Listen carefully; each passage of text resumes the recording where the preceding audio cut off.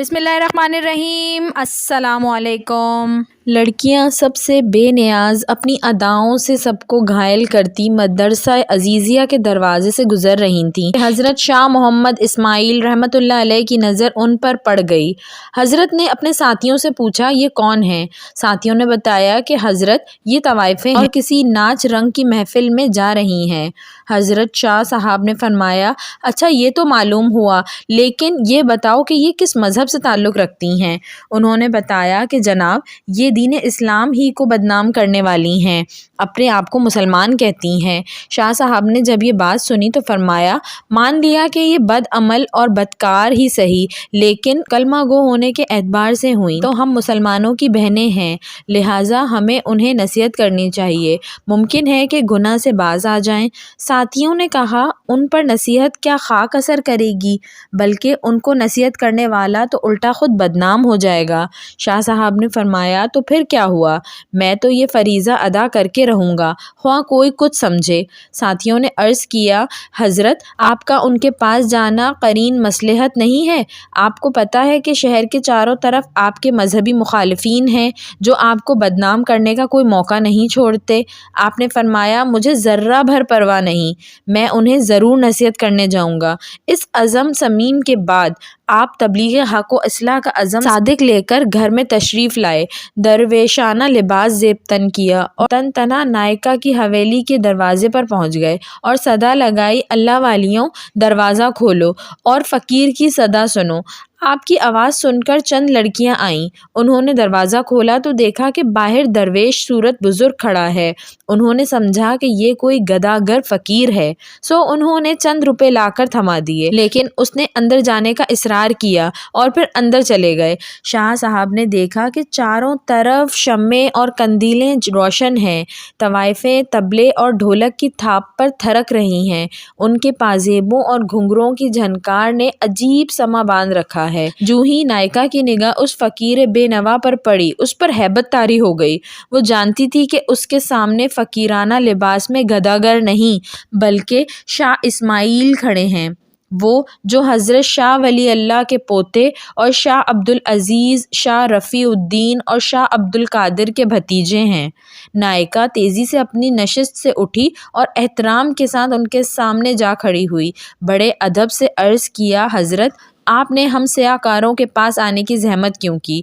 आपने पैगाम भेज दिया होता तो हम आपकी खिदमत में हाजिर हो जाती। आपने आंखें बंद किए बगैर नामहरम से कहा, बड़ी भी तुमने सारी ज़िंदगी लोगों को रागो सुरूर सुनाया है, आज ज़रा कुछ देर हम फ़कीरों की सदा भी सुन लो।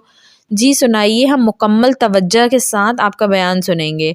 ये कहकर उसने तमाम तवाइफ़ों को पाजेबें उतारने और तबले ढोलकियाँ बंद करके वाज़ सुनने का हुक्म दे दिया। वो हमतन गोश होकर बैठ गईं।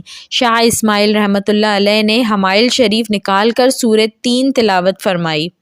आपकी तिलावत इस कदर वजद आफरीन और पुरसोज थी कि तवाइफ़ें बेखुद हो गईं। उसके बाद आपने आयात मुबारका का दिल नशी रवां तर्जुमा करके बयान शुरू कर दिया। उनका ये खिताब इस ज़बान का कानों से खिताब न था, बल्कि ये दिल का दिलों से और रूह का रूहों से खिताब था।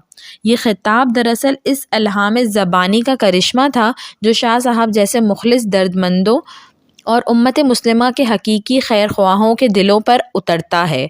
जब तवाइफ़ों ने शाह साहब के दिल नशी अंदाज में सूरत की तशरीह सुनी तो उन पर लर्ज़ा तारी हो गया, रोते रोते उनकी हिचकियाँ बन गईं।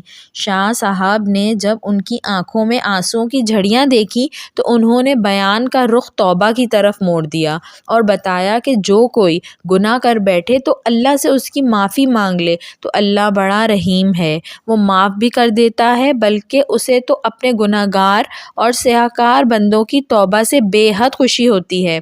आपने तौबा के इतने फ़ज़ाइल बयान किए कि उनकी सिसकियाँ बन गईं। किसी ज़रिए से शहर वालियों को इस वाज़ की खबर हो गई। वो दौड़े दौड़े आए और मकानों की छतों, दीवारों, चौकों, गलियों में खड़े होकर वाज़ सुनने लगे। ताहद्दे निगाह लोगों के सर ही सर नज़र आने लगे। शाह साहब ने उन्हें उठकर वज़ू करने और 2 रकात नवाफिल अदा करने की हिदायत की। रावी कहता है कि जब वो वज़ू करके किबला रुख खड़ी हुई, نماز کے دوران سجدوں میں گری تو شاہ صاحب نے ایک طرف کھڑے ہو کر اللہ کے سامنے ہاتھ پھیلا دیے اور عرض کیا کہ اے مقلب القلوب، اے مصرف الاحوال، میں تیرے حکم کی تعمیل میں اتنا کچھ ہی کر سکتا تھا۔ یہ سجدوں میں پڑی ہیں تو ان کے دلوں کو پاک کر دے، گناہوں کو معاف کر دے اور انہیں آبرو مند بنا دے۔ یہ تو تیرے لیے کچھ مشکل نہیں، ورنہ تجھ پر کسی کا زور نہیں۔ میری فریاد تو یہ ہے کہ انہیں ہدایت عطا فرما، انہیں نیک بندیوں میں شامل فرما۔ ادھر شاہ صاحب کی دعا ختم ہوئی اور ادھر ان کی نماز۔ وہ اس حال میں اٹھیں کہ دل پاک ہو چکے تھے۔ اب شاہ صاحب نے عفت مآب زندگی کی برکات اور نکاح کی فضیلت بیان کرنی شروع کر دی اور اس موضوع کو اس قدر خوش اسلوبی سے بیان کیا کہ تمام طوائفیں گناہ کی زندگی پر کف افسوس کرنے لگیں اور نکاح پر راضی ہو گئیں۔ چنانچہ ان میں سے جوان عورتوں نے نکاح کرا لیے اور ادھیڑ والیوں نے گھروں میں بیٹھ کر محنت مزدوری سے گزارا شروع کر دیا۔ کہتے ہیں کہ ان میں سے سب سے زیادہ خوبصورت موتی نامی خاتون کو جب اس کے سابقہ جاننے والوں نے شریفانہ حالت اور سادہ لباس میں مجاہدین کے گھوڑوں کے لیے ہاتھ والی چکی پر دال پیستے دیکھا تو پوچھا، وہ بہتر زندگی تھی جس میں تو ریشم و حریر کے ملبوسات میں شاندار لگتی، تجھ پر سیم و زر نچھاور ہوتے تھے، یا یہ زندگی بہتر جس میں تیرے ہاتھوں پر چھالے پڑے ہوئے ہیں؟ کہنے لگی، اللہ کی قسم، مجھے گناہ کی زندگی میں کبھی اتنا لطف نہ آیا جتنا چکی پر دال ڈالتے وقت ہاتھوں میں ابھرنے والے چھالوں میں کانٹے چبو کر پانی نکالنے سے آتا ہے۔ ویڈیو پسند آئی ہو تو اس کو ضرور لائک کریے گا اور ایسی مزید اچھی ویڈیوز دیکھنے کے لیے میرے چینل اردو کہانی گھر کو سبسکرائب کر لیجئے۔ Thanks for watching. اللہ حافظ۔